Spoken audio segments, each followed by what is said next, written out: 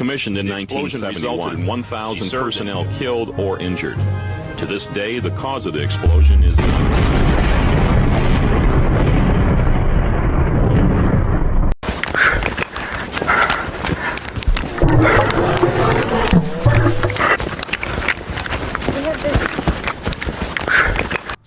So as you can tell from how the results came out, the sun wasn't so bright. 20% for Naruto, 70% for the Kaiju, 10% for other. Weirdly enough, the one person who voted that did not leave a comment, so I have no clue what they wanted from me. But Kaiju won, so that's what we're going with. I'm going to explain the idea. It's basically just an alternate world where basically like a meteor with DNA altering effects just affected a lot of animals in that region, and they became the Kaiju. Story will become more clear as I talk about it more, but for right now, we're going to talk about MR-1, which will be up here somewhere, the card for him. The way I'm going to go about this, I'm going to talk about them in the sections that you see. So it's going to be a little name card, the image, the biology section, the stats, the forms, and the history, and then a little bit more. I'm going to talk about my inspiration a little bit for this project, just mainly seeing some Godzilla videos. Never really watched a movie, not even the show. I know a shit ton about all the different series and all the different eras now though, and I got inspired. Also Kaiju number 8 and Cloverfield. Kaiju number 8 is the only thing I've seen out of all of this, so it's the only one I've actually watched. I guess I'm just gonna get straight into it. Now I'm gonna end up explaining the name card, the name section. I'll start with the MR-1 bit. Basically, we are looking at documents from a organization, government, not exactly sure yet, and that's why these are Kaiju cards. And it's titled, every single one has a code name, and the code name is the date it was confirmed / discovered. So MR1, March 1st, and it works for every day of the year. There are some that's like Christmas Eve or something like that. There's some on holidays, so that's the idea. So there is a limited number I can have, but there's a shit ton of holidays. but yeah, and that's why it's called MR1. I want to consider it the first rediscovered because I think in this world the Kaiju were around, people did have issues with them, it just wasn't recognized as Kaiju by this organization until it was firmly discovered. So the first one they ever actually discovered was MR1. And if you couldn't tell by how it looks, yes, this is the Godzilla. This is the main Kaiju, for lack of better words. And that actually goes into explain the second part, Omega, which is its rank. They have a bunch of different ranks. There are ones actually above, which are the Omega King, which is the same as like King of the Kaiju or something like that. There are, I think it's one above it, which is cosmic, so things that come from outer space, and I have a outer space Kaiju. Already it's kind of abstract. But yeah, an Omega just means they are over 200 meters, and they are a contender for being the Omega King. And when you are the Omega King rank Kaiju, a lot of the other Kaiju will fall under what you command. Obviously all the Omega Kaiju have their own like kind of armies or alliances, but if you're the Omega King, you kind of get a level of respect because you're the strongest. I would think the battle would take place every like 1,000 years, 100 years, something like that. 1,000 years I think would make more sense for the timeline. But yeah, that's basically what the rank is.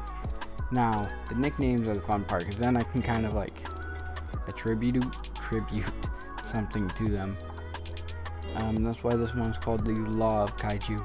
Basically, the idea is its ability ties into laws of physics and energy and stuff like that. but also it's a powerful kaiju. And at some point it is going to be the Omega King at some point in the timeline, obviously. So it's kind of what the nickname means, and it kind of, yeah, you can kind of tell it's the first one. So with the design, should be here. Then you can kind of tell pretty much the Godzilla kind of based off him. And I'm going to go into explain the different parts of it that, you know, aren't just Godzilla. Obvious one is the head. It's more draconic. It's like a spiked dragon. Originally the idea was to have 2 extra ones that come down like here. But yeah, and the image is pretty much just a reference image pretty much, and I had someone draw it for me real quick. They're willing to just do it.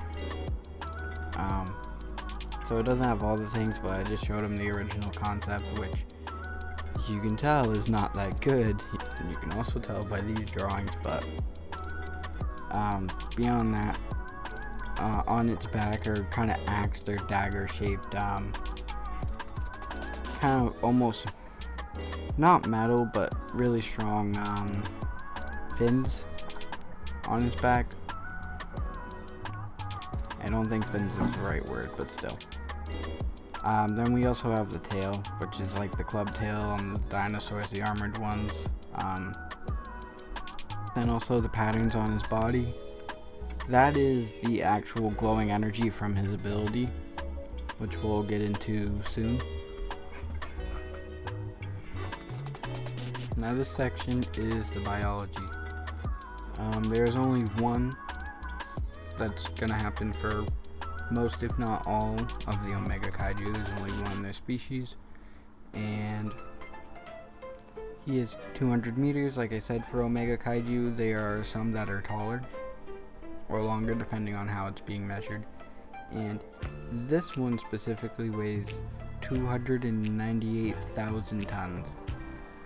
I think a whole shipyard of freights, if I'm correct. Like at least a few of them. It's a lot of weight. There's some description there for a little bit more of an insight on the idea. But yeah, there's not too much for the biology section. Oh yeah, and I also forgot to add in 200 meters tall is double the height of the Statue of Liberty. And that's kind of what this whole thing here is about. So his ability is basically called Law of Conservation because that's kind of what it's based on. He takes in kinetic energy, stores it as potential energy, and can put it back out. Good idea of this is like vibranium, how it works in Marvel. But this allows him to shoot energy beams out of his mouth. Really not doing good with the Godzilla allegations, but it's a little different. He has to store potential energy or get kinetic energy to store his potential energy, and then he can output it back. So there will be a theme of him, if I ever do stories for him, of him like going after where bomb sites are, going where nuclear radiation plants are, going where there's big amounts of electricity or fire even because of the energy from that. There is an interesting thing where his weakness and the thing that boosts him are kind of the same. Well, not really, but they connect. His weakness is an energy overload, like how Godzilla can go thermal nuclear and it's too much for him. He can kind of do the same thing. Just doesn't get the cool, EMP blast. His weakness, or his boost at the same time, is a huge amount of energy. If he can get a huge amount of energy that's not too much, that's gonna do a lot for him. Next, we have the stats, which I'm gonna have to look at. I am sorry, but I gave a lot of stats because there's a lot of different things, but I'm gonna have to read them off. So strength, and I should say, some of these are measured in an actual thing we can measure, like numbers we can measure, like pounds or miles per hour. Other things that are more abstract are going to be something out of 15. Just a heads up. So strength, 1 billion pounds, which is the equivalent of like 5 graders. So it's a lot. Speed 350 miles per hour. This is both like full running speed and also like swimming speed.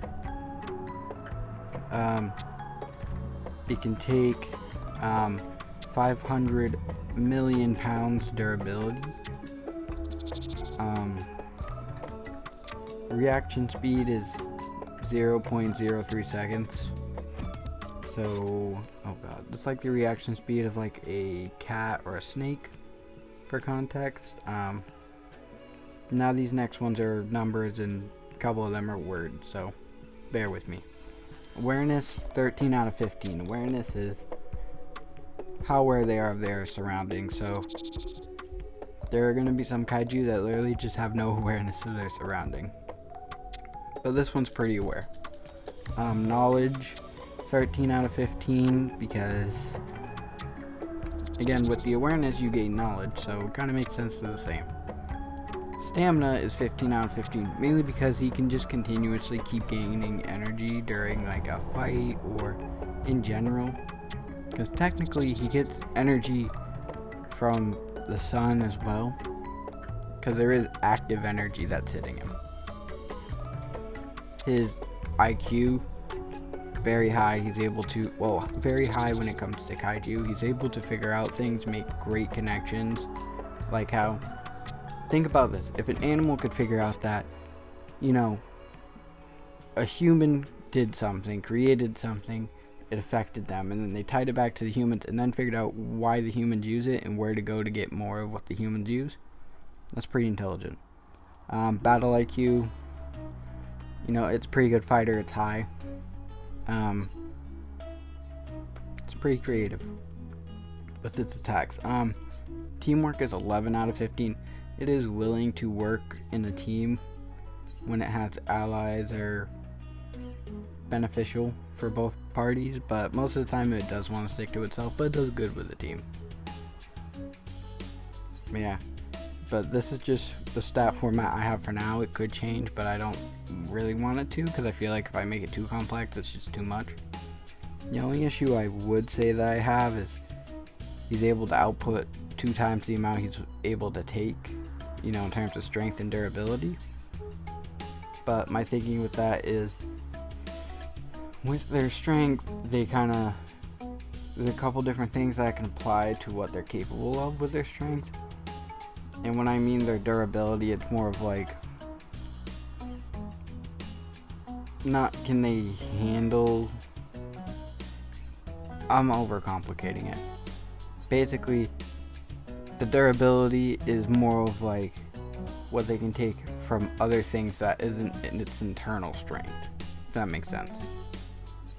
Like, this is like how much strength it takes to one shot into past their like main skin to their skeletal level. That's how much force it takes to pierce through that. That's kind of the thinking. Next we have his forms, which is the Omega Fusion and the Omega Fission, and I gotta make sure I get this right. The Omega Fusion is one where he condenses his energy and matter, and it makes him, more powerful in a more condensed form. And then the Omega Fission is where his cells and stuff, or even like down to his atoms, and he's taking those micro explosions and they're building more kinetic energy into potential energy, makes him stronger, and he also gets bigger. I'm thinking the limit for the height would probably be something like, maybe you can get up to 300 meters with enough use over time, but nothing crazy.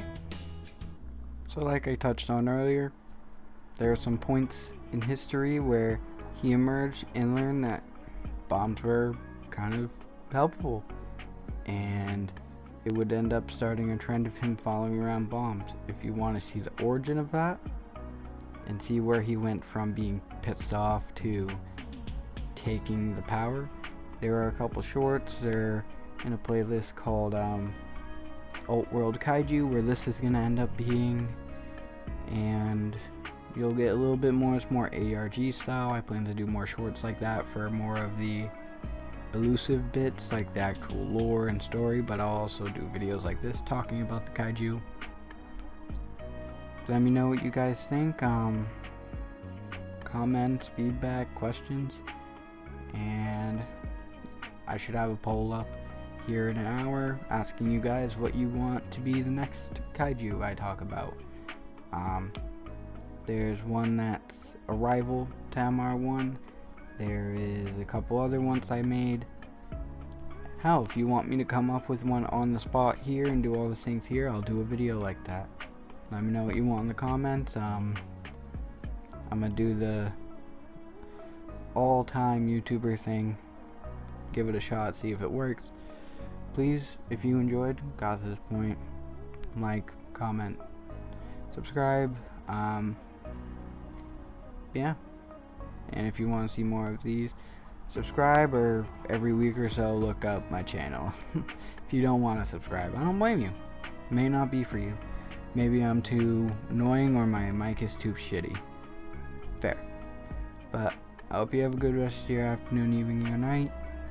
No matter where you are, I hope you're having a good time.